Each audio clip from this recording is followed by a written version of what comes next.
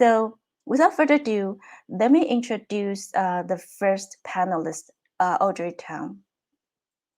So Audrey is Taiwan's digital minister in charge of social innovation. Before acting as the minister, she had served as a committee member of several government agencies. Beyond public service, she is also a renowned open source practitioner and a civic hacker, contributing to many projects including vTaiwan, e-rule making process and platform. So now let's welcome Audrey. Good local time, everyone. This is Audrey TANG, Taiwan's digital minister in charge of social innovation, youth engagement, and open government. It is my great pleasure and honor to be here virtually at the 2021 Open Government International Virtual Forum and share some thoughts with you about Taiwan's Open Government National Action Plan. But first, as our moderator said, the COVID-19 pandemic threw the world off balance and brought drastic changes. In many parts of the world, we've seen symptoms of democracy in backslide, as some authoritarian regimes have tried to impose measures of state surveillance and restrictions in the name of public health. Now, a few days ago, I met with a delegation from the European Parliament who visited Taiwan for the first time. And they were very interested in learning how we countered the pandemic with no lockdowns, and also the infodemic with no takedowns. And my answer was open government. Now, when faced with pandemic anxiety that has stoked the flames of disinformation, instead of using top-down centralized initiative, Taiwan focused on a decentralized, all-of-society approach through participatory fact-checking, the humor over rumor tactics, and so on, which gives public ample room to laugh and reflect at non-factual information. In basic education, we put an emphasis on media competence instead of just media literacy, such that, for example, middle schoolers can become contributors to independent media and fact-check our presidential debates in real time. So compared to the non-democratic censorship and takedowns, I believe the Taiwan model, is a longer-lasting pro-social solution or vaccination of the mind to the ongoing challenge of polarization on the more antisocial corners of social media.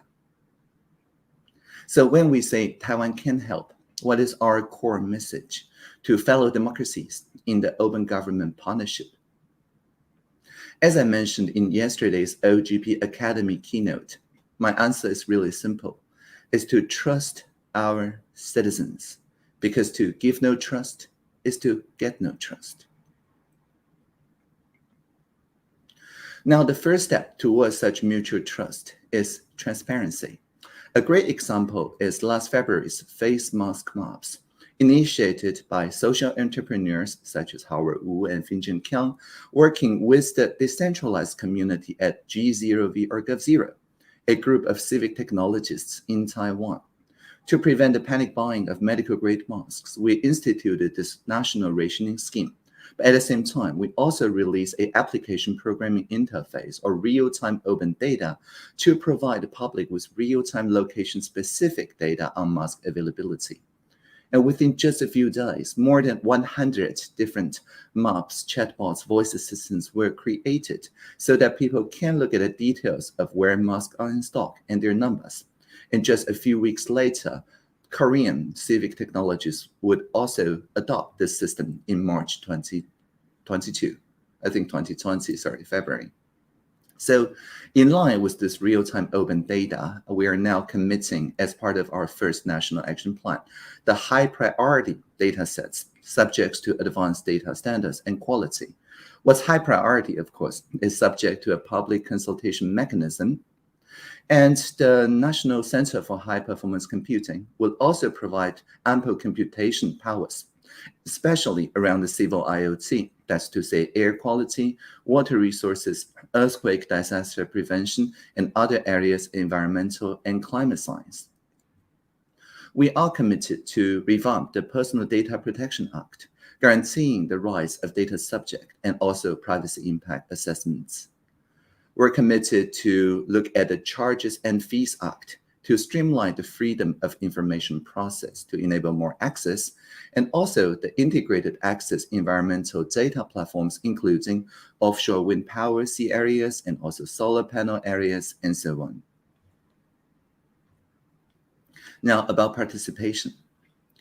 Another great example is the one-stop online civic participation platform called Join the Gov.tw, where anyone can file a petition and participate in policymaking.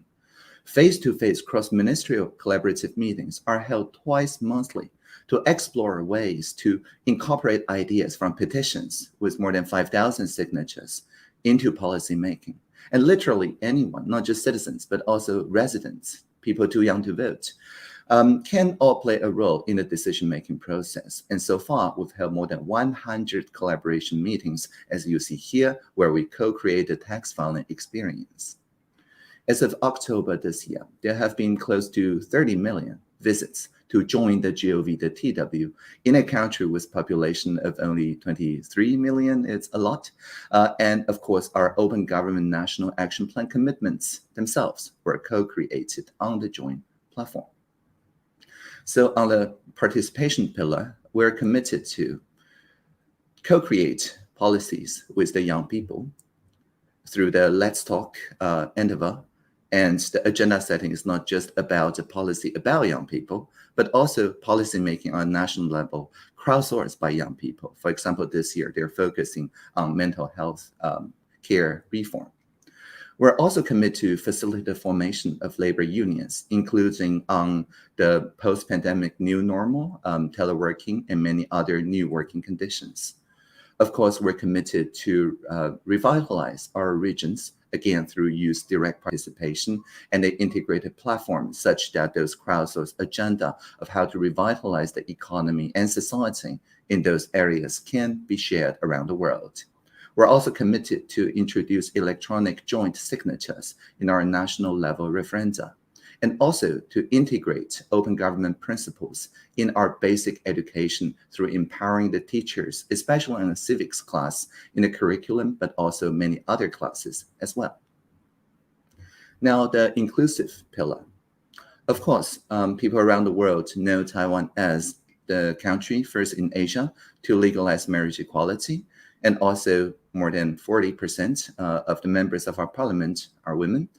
But behind those achievements, of course, is this gender mainstreaming work. The Gender Equality Committee, co-created exactly the same way as our Open Government National Action Plan Steering Committee, half from the civil society, half from the government. And so these ways of inclusive policymaking is, of course, not only related to gender inclusive dialogue and engagement, and we are committed to also apply the same model to empower immigrants in the decision-making, about indigenous peoples' international linkage, and also public engagement, deepen these engagement in our Hakka issues. Now, finally, the accountability pillar.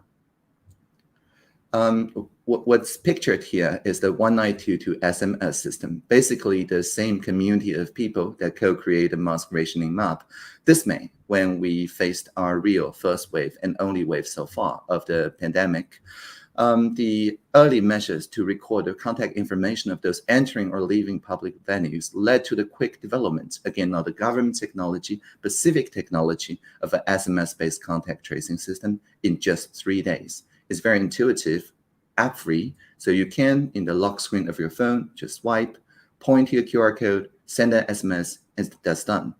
So, of course, it's an easy way to check in at public places without any compromise on anyone's privacy. But what I want to highlight the accountability part. Anyone can look up who has accessed those records from the contact tracing offices in the past 4 weeks. And of course, it's rotated away after 4 weeks. And the accountability coupled with the secure multi-party design ensure that privacy is preserved while we shorten the contact tracing from more than 24 hours for each confirmed case to less than 24 minutes. So here are our commitments in the accountability pillar. We're committed to enhance political donations disclosure and also to enact and strengthen the whistleblower protection. Also to build a procurement integrity platform, but also On the economic sector, the beneficial ownership disclosure, as per the international standards, and also in the social sector, to promote the financial disclosure of religious groups to close anti-money laundering loopholes.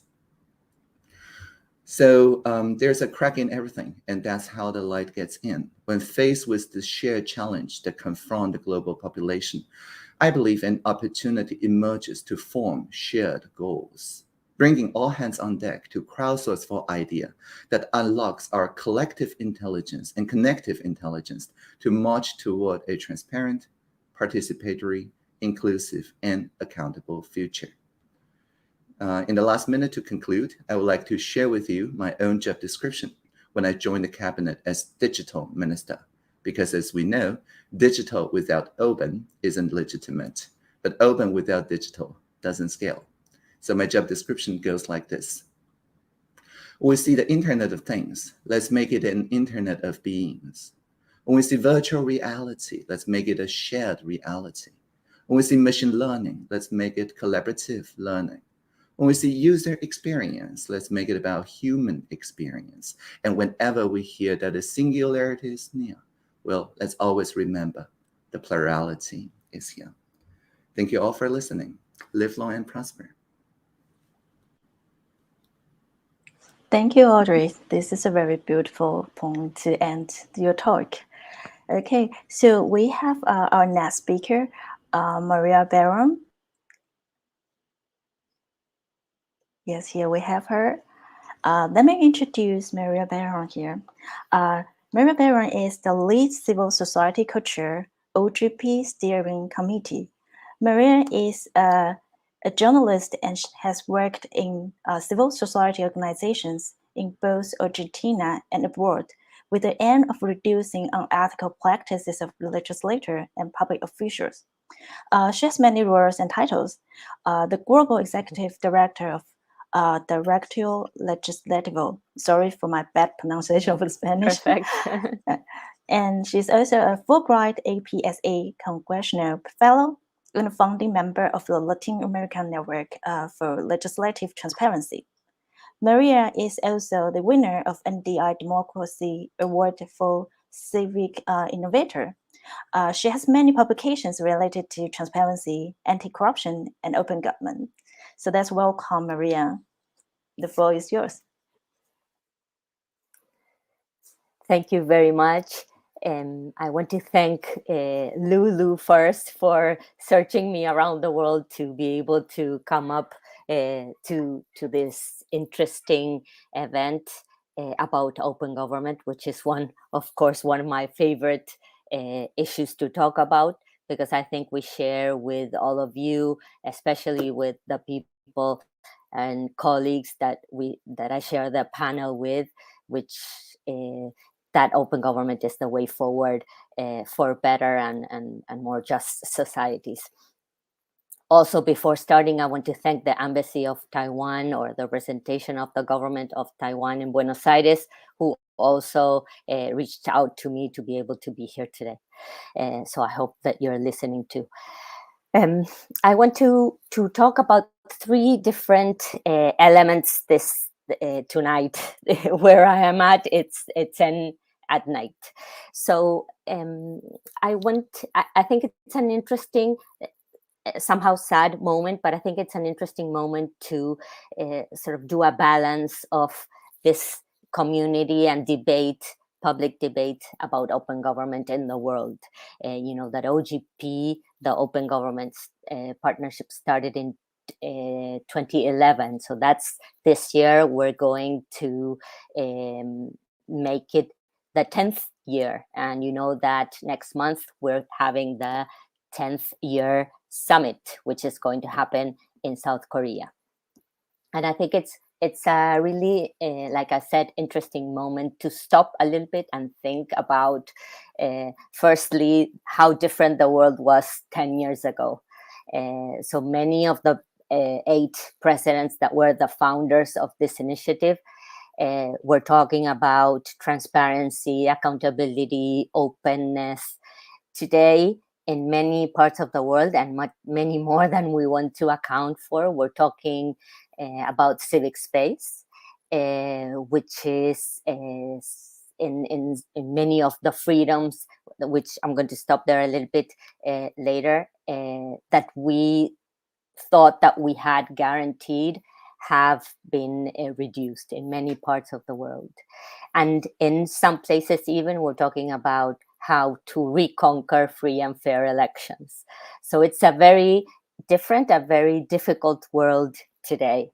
And I think it's really important to see how we are approaching together as a community, governments and civil society, about how effective we've been on, and what are the new threats that we're having today in the different parts of the world.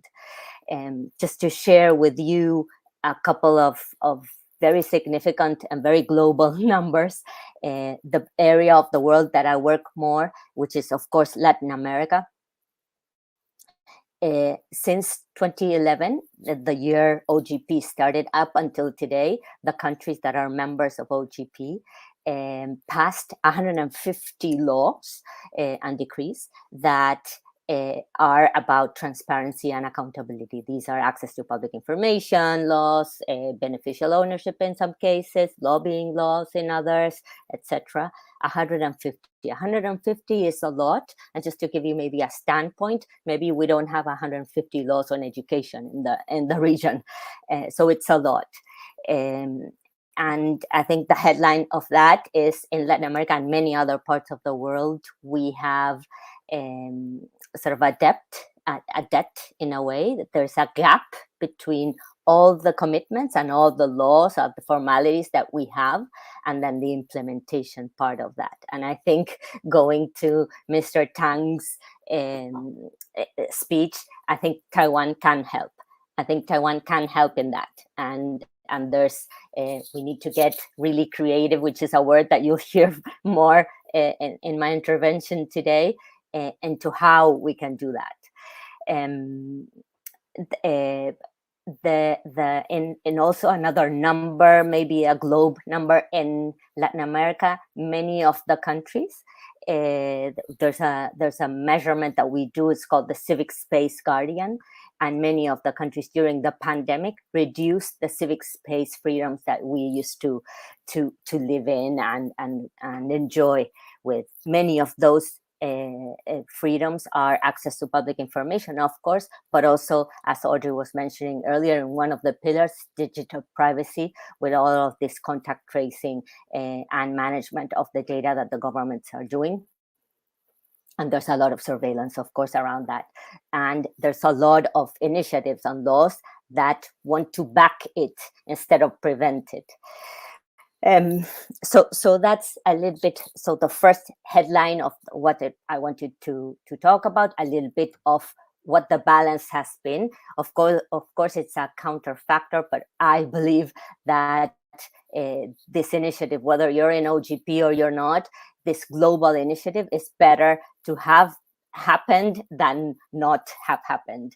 And I don't know where we would be if all this community and all this many people in the world, governments and civil society, working towards the same. The second thing that I want to share with you is sort of three sorts of efforts that from the steering committee or from the civil society community we have approached. And I think in this, like I said, in this difficult world, we have had to become, like I said, more creative, because the single idea of the formality of creating or co-creating action plans that are composed of commitments, and many times those commitments don't get so much implemented, is somehow, for many countries and for many civil society cohorts of many countries, a little bit frustrating. In some cases, they get implemented. In some others, they don't. But this year, there has been sort of a very, very big effort from the government of Korea, myself, which, because we're the chairs of the steering committee of OGP, we have made a big effort on civic space and anti-corruption. And so this year you'll see many commitments in the action plans of the different countries around that, around the Escazú agreement, around beneficial ownership, about open contracting partnership, procurement, about many issues about beneficial ownership, which Audrey was also mentioning before. And so those are the sort of the global initiatives that many people have been making a big effort to see in the action plans. But then sort of the other side of the same coin is that creativity that we've had to see.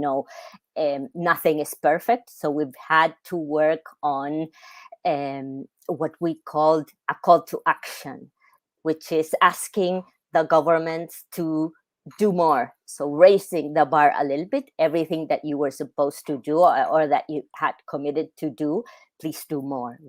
Our societies are going through a very, very rough time. So what else can you do? And this doesn't have to be necessarily through action plans or through commitments in action plans, but other initiatives as well. Maybe a commitment 2 or 3 action plans behind or before never got implemented, or maybe a space that you had committed to do with civil society never got called for, or maybe a law that you had promised to pass is missing a very relevant article. So we've had to see in every country the specifics behind those big titles. And so from the steering committee, we have tested ourselves, and we didn't know if this was going to work, frankly, or not. And so we randomly chose 6 countries.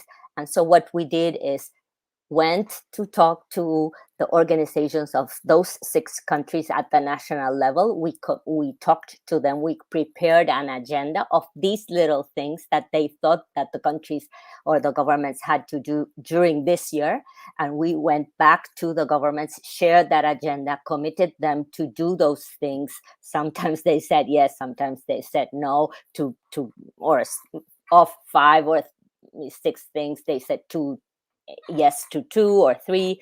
So it depends on each country. But we wanted firstly to test ourselves. What else can we do to raise the bar? What else can we do or could we do to close the loop? And so those countries have been during our work during this year. So they are France, Italy, Germany, Nigeria, Kenya, and the Philippines. So it has been a really, really interesting initiative, not only because of those relevant points that we wanted the governments to address, but also as engagement, as creating bridges and connecting sort of the national debate to the international debate as well. Sometimes there's a disconnect there as well. And lastly, another sort of line of creativity, I don't know if it's a good thing, but we had to react as steering committee members to the different urgencies that the world has gone through. For example, and now going back to what I was saying at the beginning, it's not only about civic space, we're talking about democracy again. And one of the examples that you might have heard is El Salvador, where the organizations on the ground are feeling that they're being surveilled by the government. People are being surveilled through cell phones. Some people feel that other people follow them. They're being threatened through the social networks. And so what we've done is we have put together a statement from the steering committee, and we have committed the governments. Usually these statements, of course, come from civil society organizations. And this time we have committed the governments of the steering committee, which are 11, to sign a statement. And, when that happens, there's a lot of diplomatic issues that the countries never want to address. And this time they did. And so they felt a little bit pressured to, on behalf of El Salvador, or on the side of El Salvador's government. And also, just to give you another example, the situation, unfortunately, in Afghanistan has been a really life or death moment for many government officials, which are champions of open government, and civil society organizations as well. And so the international community has put together a lot of effort, diplomatic effort, money, into taking many of those champions, more than 100, to another country to save their lives. And now they're living in another place where they can get a better life. And I'm sure that they'll take it from there and go anywhere else that they feel that they're safe. So, going from the transparency debate into saving the lives of, or trying to save the lives of the champions that have worked on transparency, has been sort of part of the time that we dedicate, or we dedicated this year or these past years in the debate of OGP. And then to conclude, just wanted to mention that in spite of all these sort of backlashes that we've seen and felt in the different governments, even in the countries where there's a lot of need and frustration, there's also little spaces, little windows that they can go forward in open government. We always said governments are not monolithic, so they can be at the same time shrinking the civic space where the organizations work, but also they can be advancing gender issues in different communities. So there's and those two can sort of live together. And so we have to be as micro and as detailed as we can be, to be able to not frustrate the good things that are happening in those contexts. And so I think my time is up. Thank you very much again.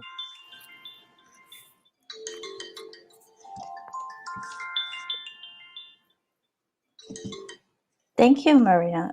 This is very important to hear about the challenges we are facing now, and also to hear that all the efforts you are doing and the little hope, even though this is a little hope, that we are still trying to hold on to and make it happen. This is very important. Okay, so next we have our next speaker, Mr. Scott Busby. Scott Busby is currently Acting Principal Deputy Assistant Secretary in the Bureau of Democracy, Human Rights, and Labor at the U.S. Department of State. He has been working on migration, refugees, and human rights for over 30 years, including serving on the National Security Council in the White House and the Intergovernmental Consultation on Migration, Asylum, and Refugees in the UN, among many other important agencies. So please join me to welcome Scott Busby. Thank you, Meichun, and many thanks to Taiwan and to Audrey for the opportunity to join this important discussion. The U.S. is a co-founder of the Open Government Partnership and thus has lots of experience working on transparency issues, although not always with ease. But I thought we would share some of those experiences with you today. While on its face, open government may sound like an academic term or something that does not have immediate impact on the everyday lives of citizens, the truth could not be more different. As the panelists before me so elegantly described, the extent to which a government is open and transparent with its citizens has far-reaching implications on countless economic, social, and political issues. It can define the relationship between citizen and government, solidifying trust and allowing a crucial avenue to promote government accountability. Open government can be the means by which we seek to resolve intractable issues, promote innovation, and refine government operations.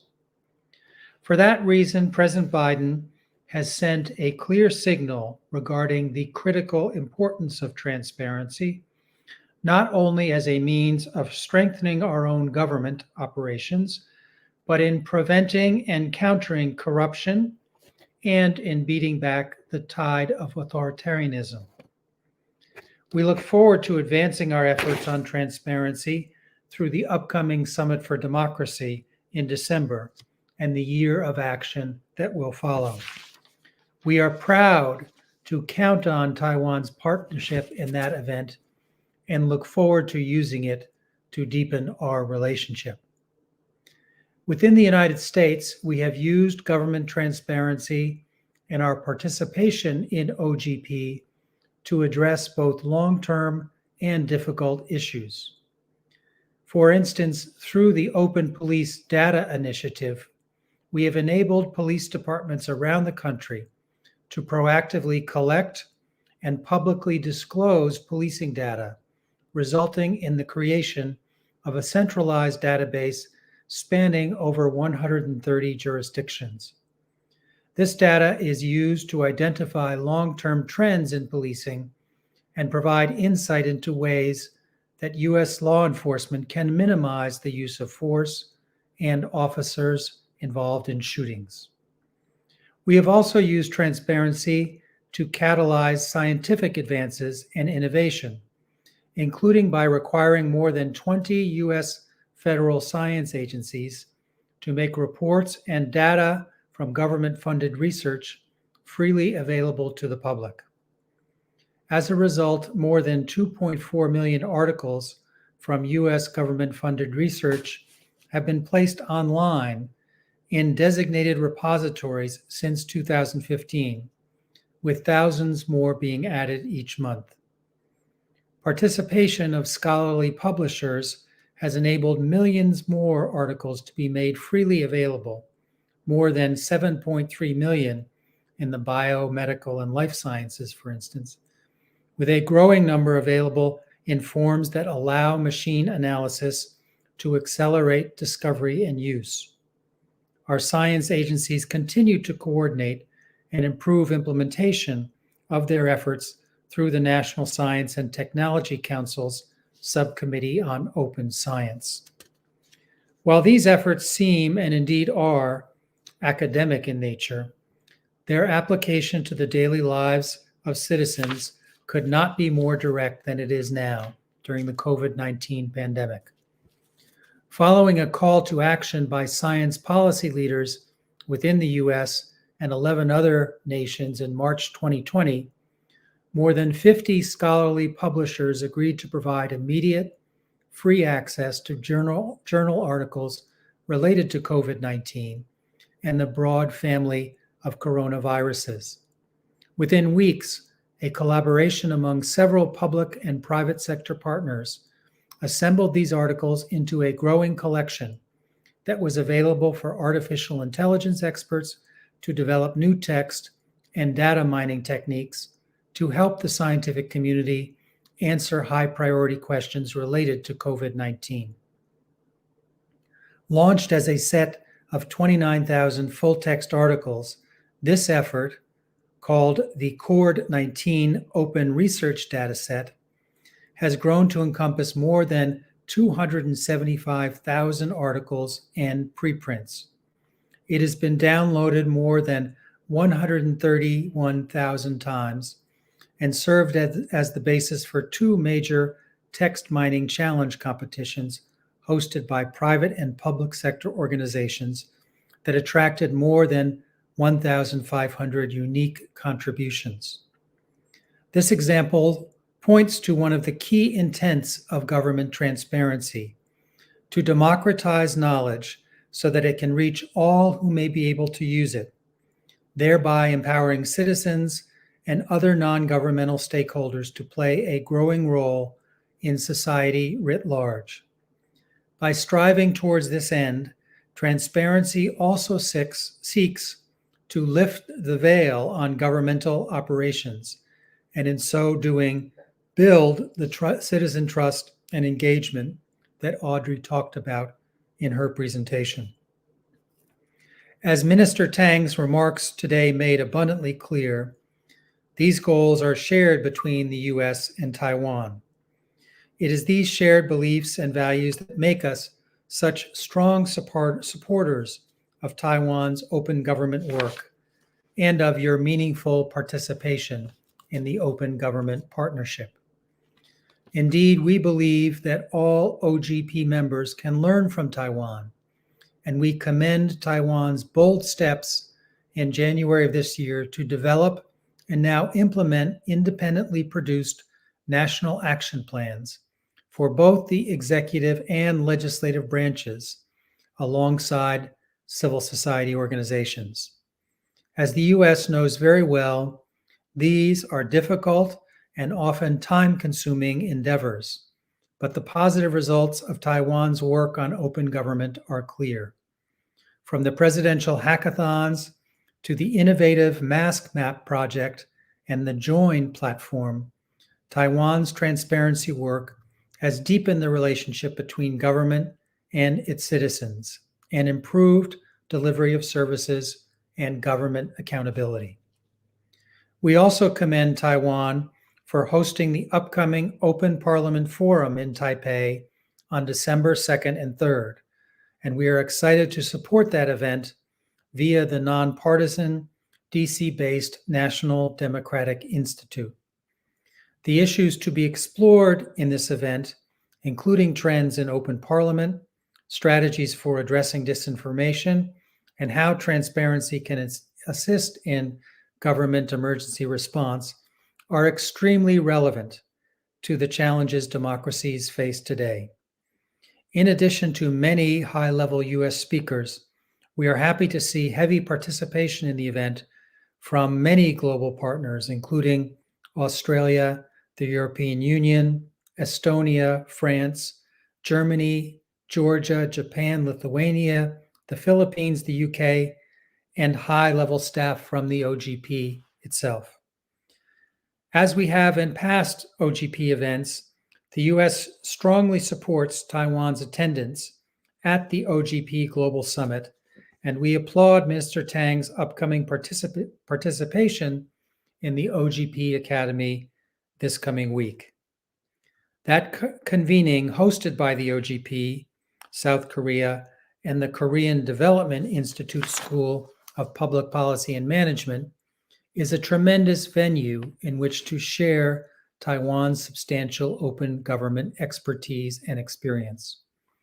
Where possible, we encourage Taiwan officials and civil society to attend relevant events, including as a means of developing long-term connections with OGP participants in both government and civil society. However, it is also important for us to look beyond this year's Global Summit to evaluate other means for strengthening Taiwan's participation in the OGP. We should continue to work together, both within the OGP umbrella and independently, to advance awareness of Taiwan's prowess, its ingenuity, and its dedication to transparency, to build relationships between Taiwan and the international community, and to expand our collaboration and exchanges so that we can truly benefit from each other's experiences. Separately, we believe we should continue to press for Taiwan's participation in regional events in 2022 and beyond. While there are currently no major events on the calendar for next year, we can only assume they will occur and should be ready to highlight Taiwan's work and our shared value systems. In closing, allow me to reiterate the U.S.'s strong support for Taiwan and our admiration for the continued excellent work being undertaken by your government and your champions of transparency like Digital Minister Tang. The United States will continue to support Taiwan with OGP, and we look forward to working together as we move forward. With that, I'd like to turn it over to the Honorable Kristian R. Ablan, Undersecretary of Presidential Communications Operation Office for the Philippines. Thank you, Mr. Busby. Thank you for sharing that so much value of transparency and democracy that we and the United States both have. And I'm so grateful that to hear the support from the United States for us to join the OGP and other international events. Okay, so next we have the speaker from the Philippines, Mr. Kristian Ablan. Let me introduce you. Kristian Ablan is the Undersecretary for Administration, Finance, and Freedom of Information for the Presidential Communication Operations Office in the Philippines. In the office, he has led efforts to implement and ensure FOI principles for the government, including producing a model FOI manual for all agencies, reviving the open data program to complement FOI, and so on. Chris is also a lawyer with over 15 years of experience in government and public policy. He has served the government in various capacities as a solicitor, local legislator, and policy advisor. Chris was awarded Outstanding Legislator for the Youth by the National Youth Commission in 2009 and a New Zealand Asian Scholarship Award in 2013. Let's welcome Kristian Ablan. Thank you, Meichun. Good morning to everyone attending this Open Government virtual forum organized by Taiwan. We are very, very pleased to be invited and discuss with you from womb to tomb of an open government partnership commitment insofar as the Philippines is concerned. So hopefully we will be sharing a few tips with Taiwan when it becomes a member of the OGP. Next slide, please. All right, so we are showing you a snapshot of how we did our step-by-step from Open Government National Action Plan to the commitment implementation, the Philippine experience. As mentioned by Meichun, I am an undersecretary in the Philippines, and we implement the commitment on freedom of information. The Philippines has been a member of OGP since 2011. It is a founding member of the Open Government Partnership. Next slide, please. The agency in charge is the Presidential Communications Operations Office. Our counterpart in other agencies is called the Ministry of Information or the Department of Public Information. Specifically, there is a project management office called the Freedom of Information Project Management Office. And let me just show you the national action plans that the PCO has been active in for the past years.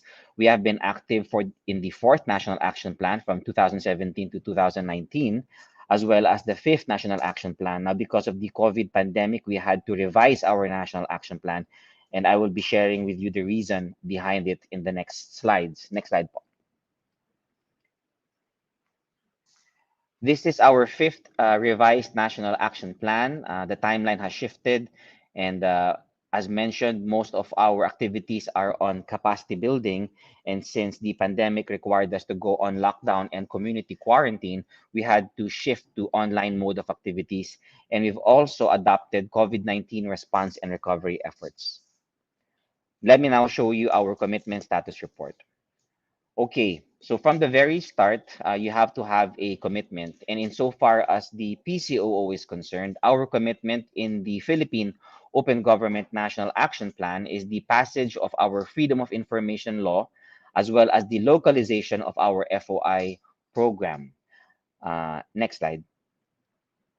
Under the commitment, you have commitment milestones, and you also have our commitments to gender mainstreaming and inclusion indicators, our support to civil society advocates of FOI, and other transparency and participatory activities, milestones conducted during the reporting period. Next slide, please. Okay, so under the commitment, you have to write down what are the particular milestones in order for you to achieve that OGP commitment. So For us, our milestone number 1 is to draft an administration version of the FOI bill and to lobby to our FOI champions in the Senate and in the House of Representatives. Our second milestone is to certify FOI as an urgent legislative measure by the Office of the President, or the inclusion of FOI as part of the President's legislative agenda. Our third milestone is to at least conduct 4 public consultation activities to gather feedback on the FOI bill. So in coming up with milestones, you really have to detail and describe what activity will the agency or the country be doing in order to reach the commitment. Next slide, please. This screen just shows you that we actually followed our first milestone, which is to draft an administrative version of our FOI bill. Next slide, please. And also, with our milestone number 3, we conducted outreach activities with our Presidential Legislative Liaison Office, also with the House Committee on Public Information, also online courtesy meetings with the Senate, attending public hearings, and also the technical working group.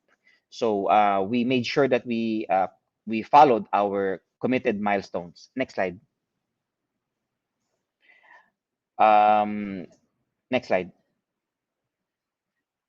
Okay, so this just shows you the other public consultation activities that we organized with civil society, national government agencies, and members of the technical working group. Next slide. And this slide shows you our partners in civil society in the Philippines. We have a coalition called Right to Know Right Now Coalition, Makati Business Club, We Solve, and Youth Alliance for FOI. And on the right side, you see the different national government agencies we've also participated with. Next slide. Milestone number 4 is to lobby the issuance of 50 local FOI ordinances through a local FOI acceleration program. Milestone number 5 is to conduct 10 capacity building and consultation activities for local governments. And milestone number 6 is to monitor and evaluate the FOI implementation of local governments with their ordinances and their executive orders. Next slide. So far, our capacity building efforts for local governments have resulted in 58 local government units scattered around our archipelagic nation who've passed their FOI ordinances. So currently, we have an executive order. It has the force and effect of law, but it is not law. And it is executive order number 2, and that applies to all of our national government agencies. Local governments, since they enjoy independence and autonomy, they have to pass their own local legislation. And this slide shows you that we have 58 scattered around our country. Next slide. This is just enumeration of our local governments. It ranges anywhere between provinces, which is our biggest local government, to cities, which includes highly urbanized cities, and municipalities. Next slide. We've conducted FOI conferences for local governments. Because of the pandemic, we've had to shift this from in-person to online conferences. Next slide. Other capacity building consultation activities for local governments includes FOI localization workshops, FOI program orientation, online executive coaching sessions, and Barangay FOI, which is our smallest political unit consisting of a few hundred citizens. And so we really go down to the grassroots to make sure that access to information is cascaded down to the people. Next slide. Milestone number 7, and I am wrapping up my presentation, is our adjustment for COVID-19 response and recovery efforts. And milestone number 7 is to facilitate proactive disclosure of all COVID-19 related information from national government agencies per cluster. We detected that a lot of information being cascaded down as fake news or rumors, and we thought that FOI can be used in order for us to straighten things out with the information as regards to government assistance insofar as COVID-19 is concerned. Next slide.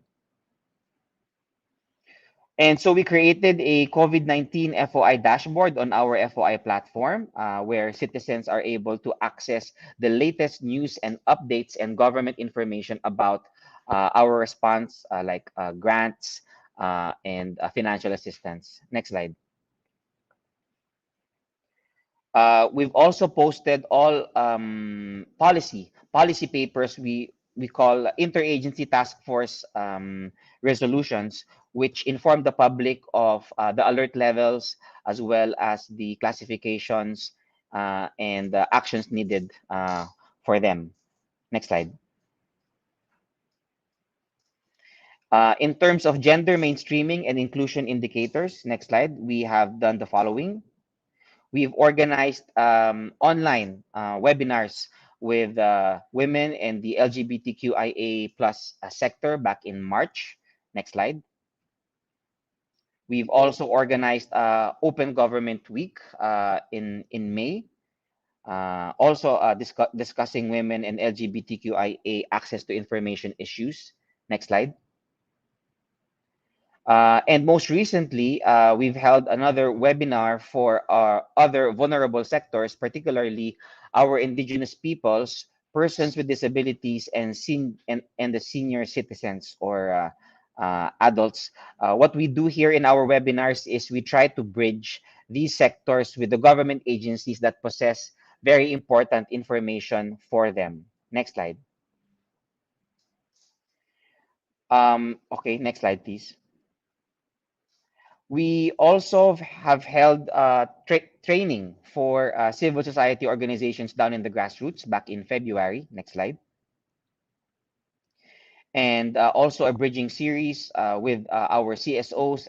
For this particular CSO, which is called PHILSA, we bridge them with agencies such as our disaster risk reduction agencies and our climate change agencies because they were interested in that, as well as our housing agencies. Next slide. And finally, other transparency and participatory activities conducted in the reporting period. We continuously onboard agencies on our portal. We've created and we've actually revised our portal. You can check us out at foi.gov.ph. We are still aggressive with our capacity building. We have shifted from in-person to online. And hopefully, because of the lowering of our alert levels, we will be going back to in-person in the following weeks to come. And we participated in international events such as this one. Next slide.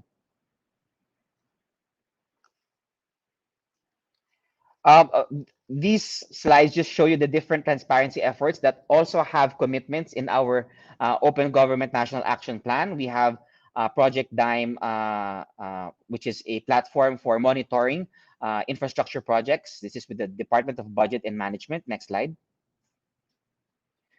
We've also have a similar application called DevLive, which is another citizens monitoring tool for small-scale infrastructure projects. Next slide. We have the Government Procurement Policy Board Technical Support Office website to monitor procurement of COVID-19 response equipment such as PPEs, face masks, face shields, alcohol, and other paraphernalia. Next slide. We continuously upload data sets on our open data website, data.gov.ph. Next slide. And of course, we have our FOI portal, foi.gov.ph. Next slide. Those are our activities, next slide, in support for our commitment in the Open Government Partnership National Action Plan. And I hope that has been educational and informative to our participants here in this virtual forum. Thank you very much, Meichun. Back to you. Thank you, Chris. Thank you for introducing us the efforts in Philippines of implementing open government partnership. So now, please, Meichun, can you put all the panelists on stage? Thank you. Okay, so you can see the slide and questions here. And let me speak to dear audience. Please if you have any question, please post them on Slido. You can find a link in the YouTube chat room. 各位观众，您可以把你们的提问打在这个 slide 里面。那你不要担心，你可以用中文提问，没有问题，我们会有一个这个翻译，来帮忙您协助把这个中文翻成英文。好 ，Okay, so maybe we should start from the first few questions that people push up. Let's see. So the first question from Anonymous, when we build systems for civic inclusion, how do we ensure that all get included? How can open government measures tackle inequality? Sorry. Okay, sorry. I think just a lot of people push like just in that moment. So let me turn to my first questions. The first question will be the one with 4 likes. Okay. So looking forward, what does open government mean in the post-pandemic new normal? What can we learn from the pandemic and take forward? I think these are questions for all of our speakers, and who want to go first? Should we go by maybe the order of the speak? Maybe Audrey, do you want to go first? Okay, I'll be very brief. So the lesson we learned from countering the pandemic here is that people put trust on the data collection points with known privacy and cybersecurity parameter that exist well before the pandemic. So during the pandemic, it is not the time to introduce new data collection apparatuses, but rather we need to maximize the appropriate use of what existed like SMS, QR code, national healthcare before the pandemic. And now we're in post-pandemic, or at least postpone the pandemic. That means that in order to prepare for the next SARS 3.0 or some other Greek letters, we need to invest now in more digital public infrastructures of trust, because during the pandemic, that's not the time to make such investments. And Maria, do you have something to talk about? Yes, thank you very much, and I'll be brief too. I think I want to say 3 things.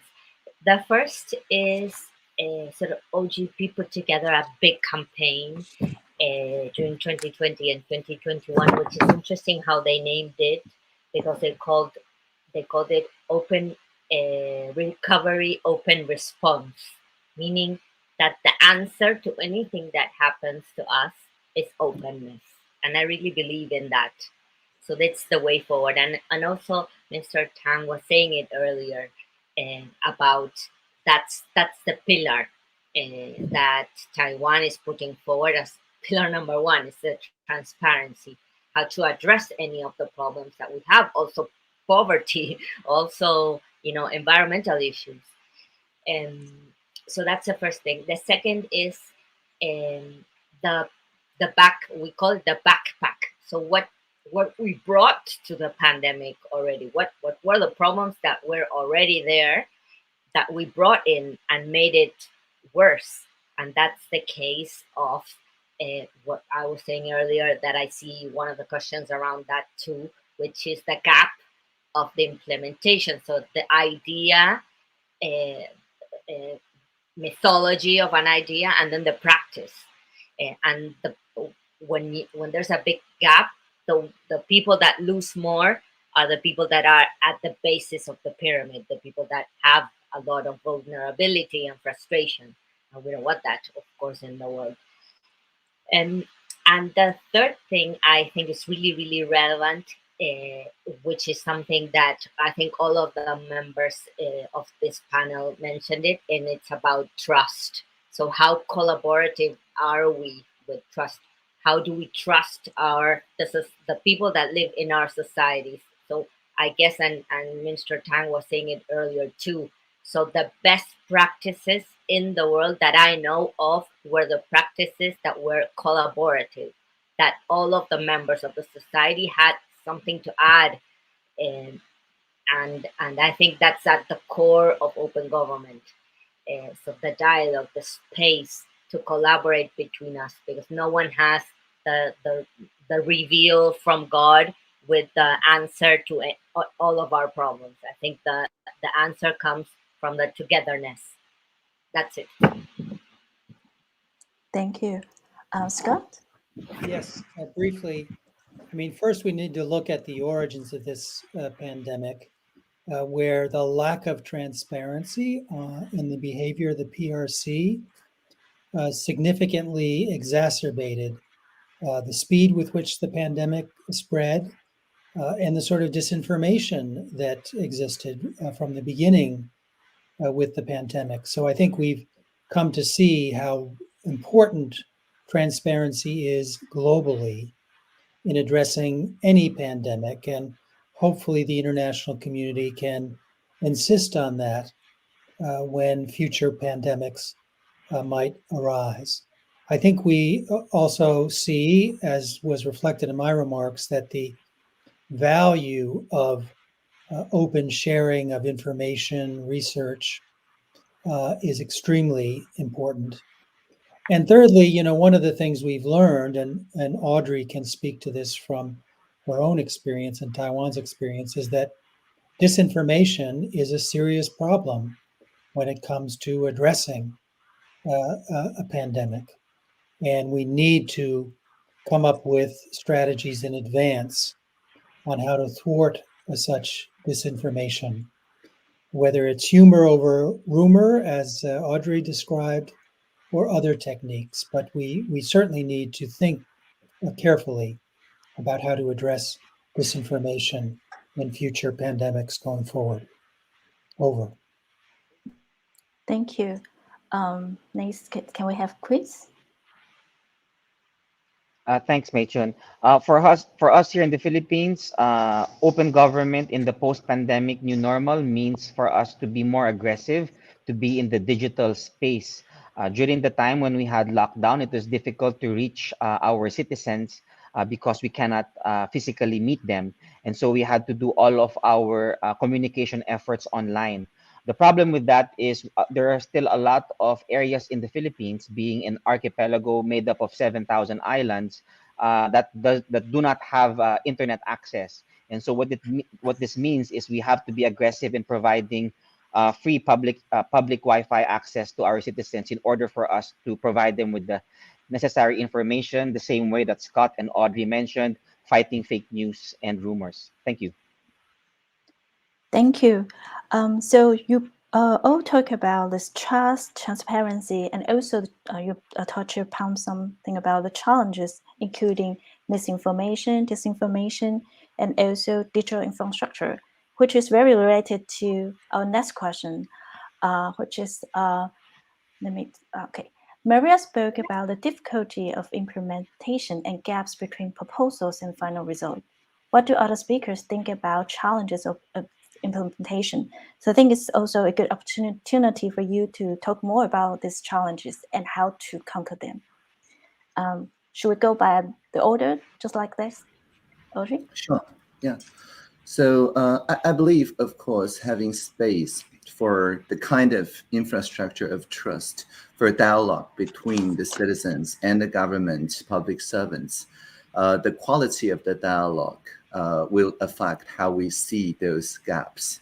As I mentioned in my opening, there's a crack in everything, and that's how the light gets in. So having a high quality dialogue, I believe, is a strong predictor that we can then take those gaps into improvements. Case in point, a lot of the conversation structures around this particular national action plan was actually the result of the kind of zeros, right? Open Government National Report from the civil society co-author. I believe Meichun was one of the co-authors.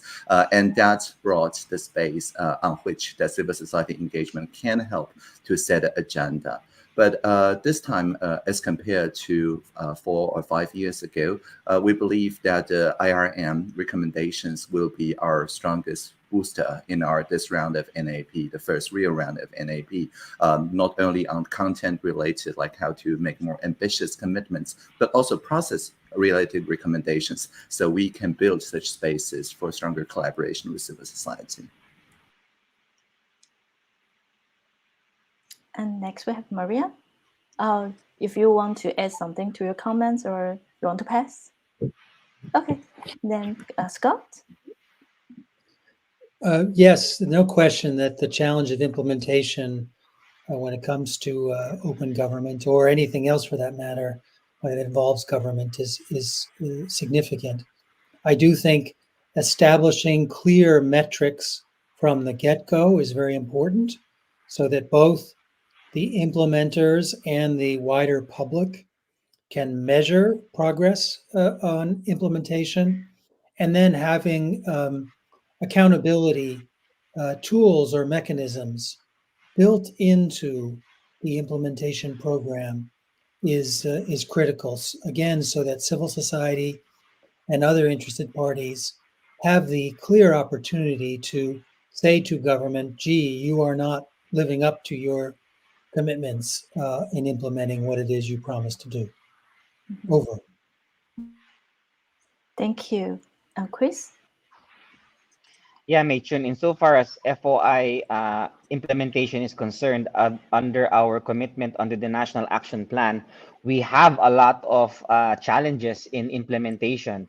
It's one thing for us to be able to promise open government partnership that we will have an FOI, and as long as it's under our control, we can do that. But there are things outside of our control. There are people out there, are legislators who are against access to information. So it's very difficult for us to implement the commitment if there are other people who do not share the same sentiments. So yes, we do have our challenges here. Thank you.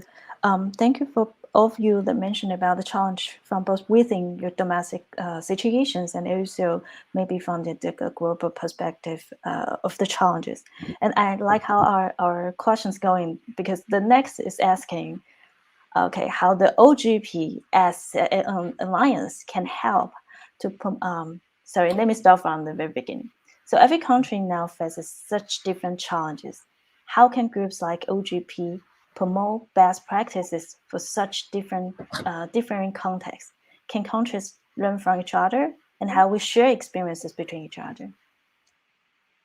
So maybe Audrey? Yeah, sure. The OGP is a Maria question, but I would just say that Taiwan, of course, learned ample best practices from each other, from our nearby and not so nearby, but planetary communities around open governance. The example that I chose to show in my opening keynote, the joint platform, it's directly adapted from Council and Decidim in Spain, and also Better Reykjavik in Iceland. So many of those participation mechanisms didn't originate in Taiwan. The presidential hackathon has its origins in the prototype fund of Germany, not to mention Polis AI facilitated conversation from Seattle and so on. So already our open government work benefits tremendously from the open government practitioners in all other jurisdictions.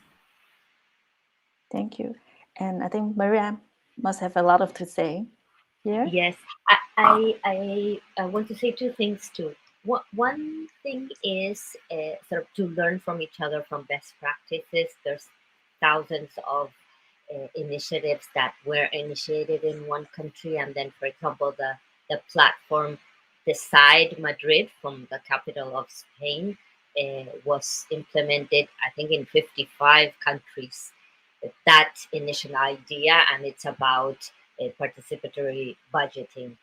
So there's thousands of those ideas that can be sort of taken from one country, adapted to another specific context. And I think that's really at the core of OGP. There's even like Excels going around on specific themes, or at national level or at the local level. Especially at the local level, where there's a lot of camaraderie around the different governments that work together, because it's an inception sort of program where they have a lot of connection. At the national level, not so much. But then, and also civil society is also sort of the connector. We are working in the networks that you name, networks on budgeting, on open contracting, on climate, on transparency, on extractives, whatever. And so we are in the one, those in as we're acting sort of like bees, connecting one idea and taking it to harvest in a way to another country. So I think that is happening. Maybe we wish it would happen more, but it's really, really happening, especially when civil society is really networked. But then I would sort of bring in also the other side of the same coin, which is countries. I think there's a need for governments to help other governments. So governments that are doing, in some cases, well, that can track the others into, sort of their world. That we don't see that much. Or sort of pinpoint the countries that are, not respecting the values of open government. Those we have a lot. And we don't have so many countries that are willing to, publicly say, yes, of course, that law that you just passed limits the freedoms and contradicts your constitution, or you can't close a specific, access to public information autonomous agency, or you can't kill journalists.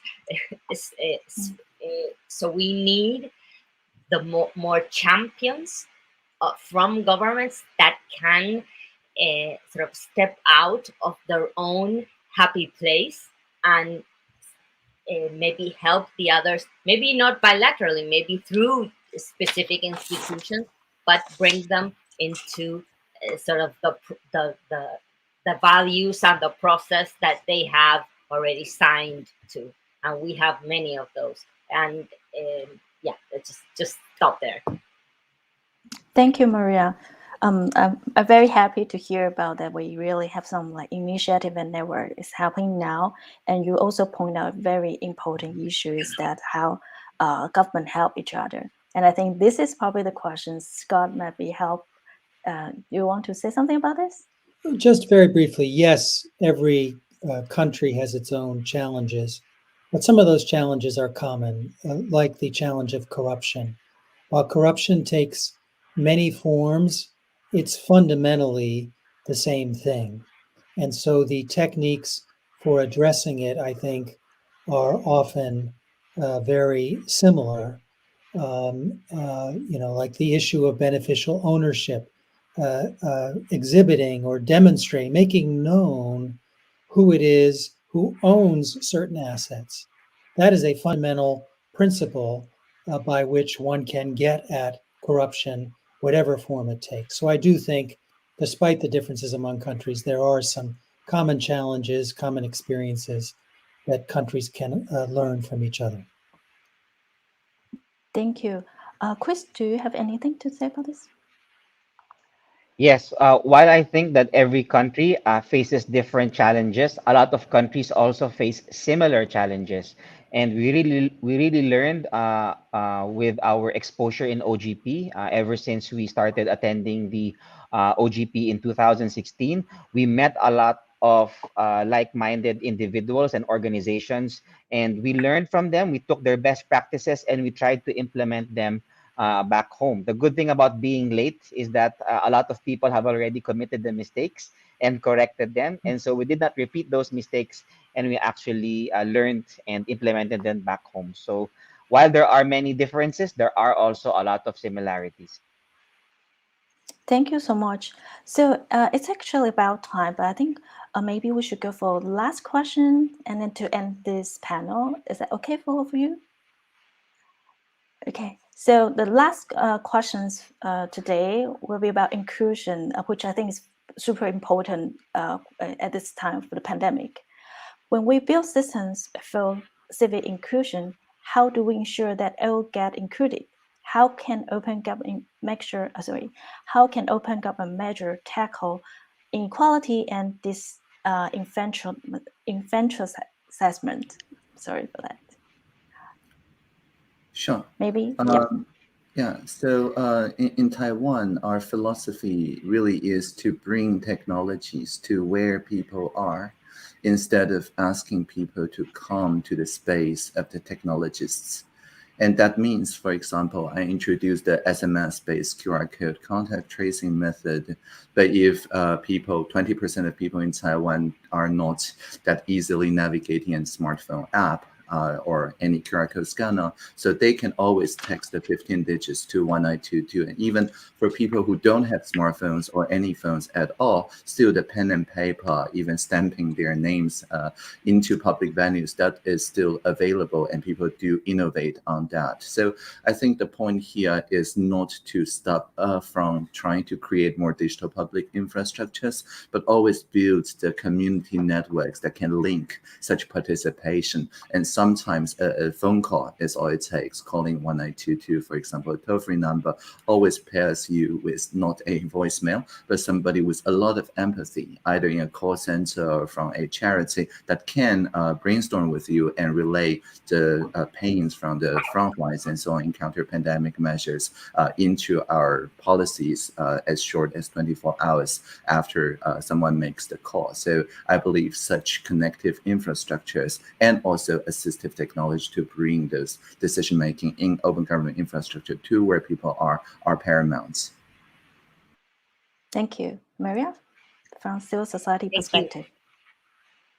This is a very interesting question because it's a more philosophical one, and we always discuss it within our colleagues in OGP. And it's one of the questions that you don't have a real answer to, in the sense it's the same discussion or a similar discussion to the poverty discussion. So we never, when we discuss poverty, we never have poor people amongst us. And that is a mistake. We do that in the open government debate about inequality or about vulnerable populations. We talk about including them, but we never effectively do. And so the debates about inclusion are not included, are not with those included. And so there's been a lot of efforts, especially in the gender sort of avenue, with a lot of effort, especially when Canada was the chair of OGP. And while they were chairs, they declared themselves as a feminist government, you know that, and they sort of impregnated this idea in OGP that has been going on since then. But still, there's a lot and a long way to go, especially like someone was saying earlier, we have for many years trying to make an effort to bring those populations to OGP, as opposed to us doing or going to those communities to ask instead of tell. So that's my answer. Thank you. Scott, you have something to say?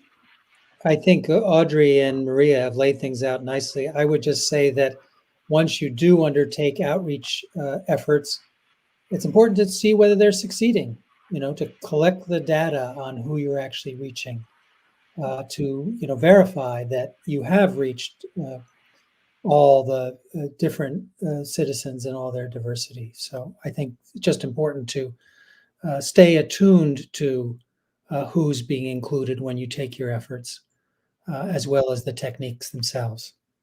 Mm-hmm. And Chris, I think this is a very important question for you.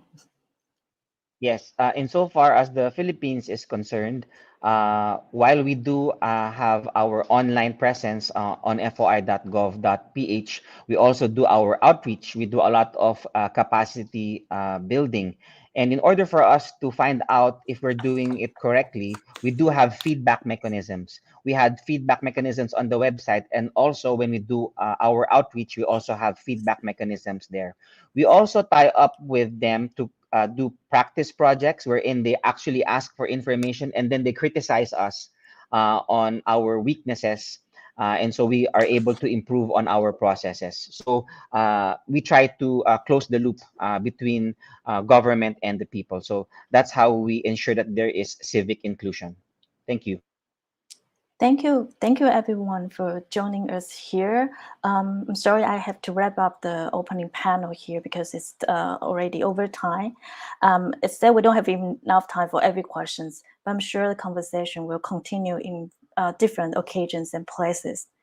All right, so we now have just 3 minutes break before our next talk by Kisa Bruce.